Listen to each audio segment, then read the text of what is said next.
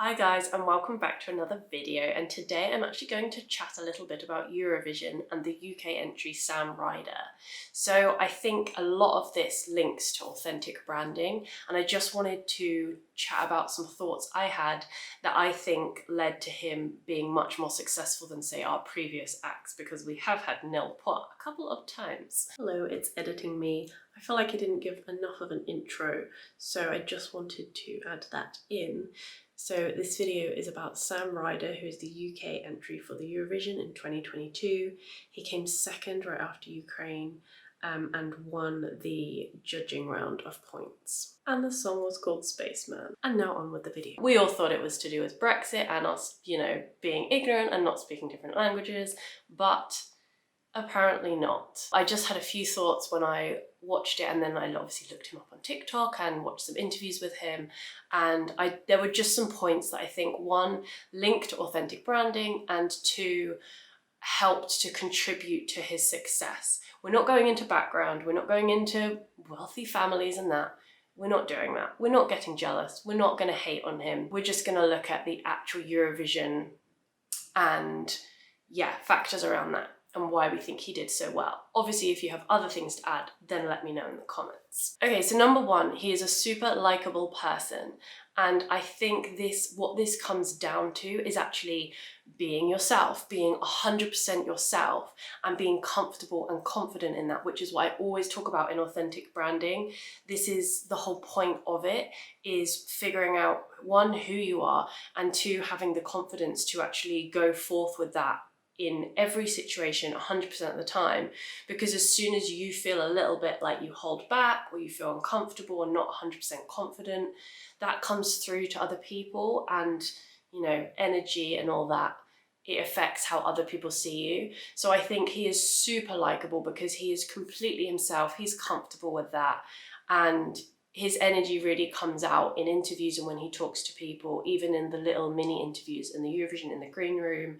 I think you really saw his personality straight away. And I think this is sometimes called charisma, it's sometimes called having, the X factor.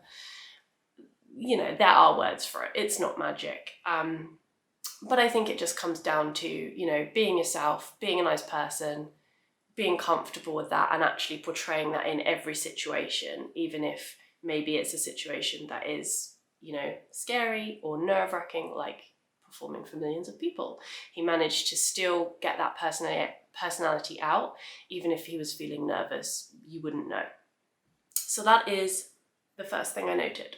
Two, and this one is, I think, probably the most crucial point. He had a massive audience on TikTok before doing this, and I think a lot of the acts previously have maybe come from a more obscurity. Obviously, that's going to affect it. If he's got a global audience on TikTok, obviously the European ones are able to vote in Eurovision. So if you're already familiar with him, and again, this is why branding is important in order to establish yourself, it's being familiar and recognizable and letting people connect with you. And that is what he had done previously, is millions of people had connected with him previously. So when you like someone or you know of them and then you see them on Eurovision, you are much more likely to be invested. And again, that's what I always say, that story of the more people know about you, the more people know you, the more they invest in you. So if all those European people have followed him on TikTok for years, or even just found him, they're going to more likely vote because they have that deeper connection.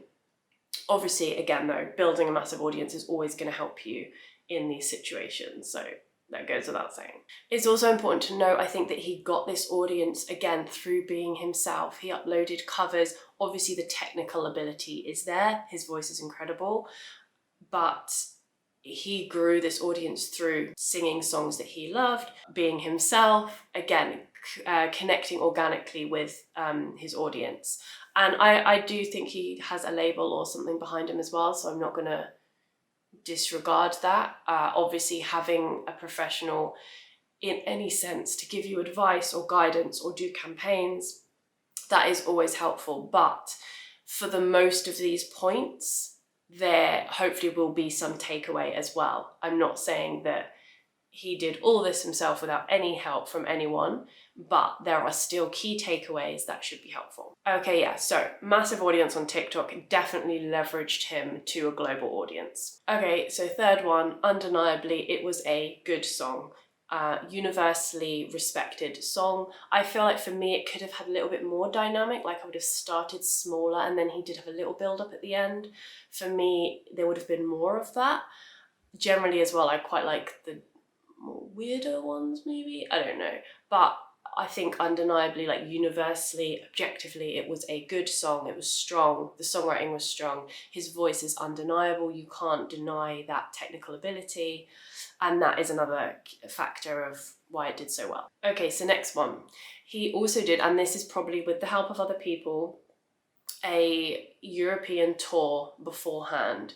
So again, this comes down to you build that audience organically on TikTok through being authentic and doing what you love and being consistent.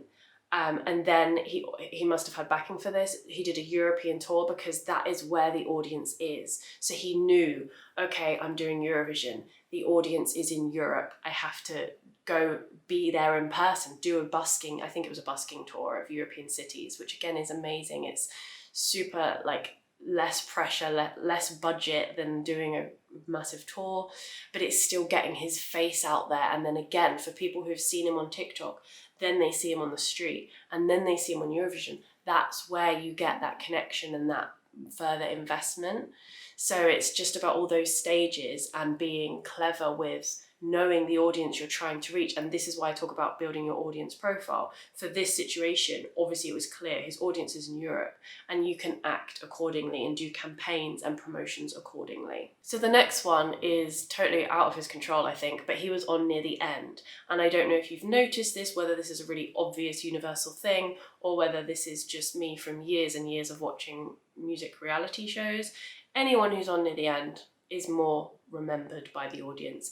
The last person goes on and then boom, voting opens.